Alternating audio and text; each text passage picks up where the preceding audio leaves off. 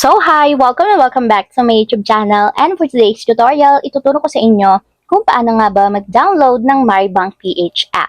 But first, kindly subscribe to my channel and don't forget to hit the subscribe button and the bell to notify you for my new updates. And if you want to learn more, just keep on watching and let's start.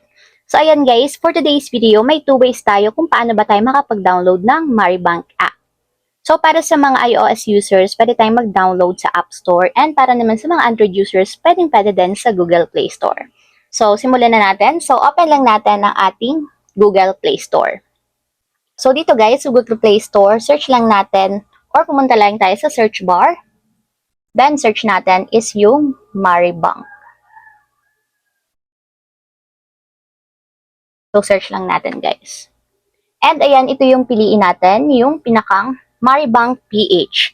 So, ito kasi guys is dati yung C-Bank. So, pinalitan lang siya as Maribank app. So, makikita nyo naman guys, meron siyang 4.9 ratings, 93 megabytes yung file size niya, and meron lang naman siyang 5 million downloads. So, para ma-install sa ating mobile device, tap nyo lang yung install. And wait natin guys hanggang sa matapos ma-download. Then, after ma-install, ganito yung lalabas. So, tap lang natin yung open para directly mapunta tayo sa pinakang application. So, ayan guys, ito yung pinakang application ni Maribank. Kung wala pa kayong account dito, pwede kayong mag-sign up or mag-register dito din sa mismong app nila.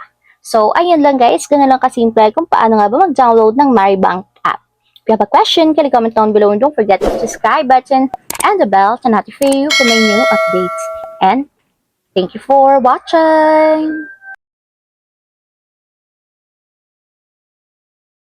Living life, every day, late at night, not okay.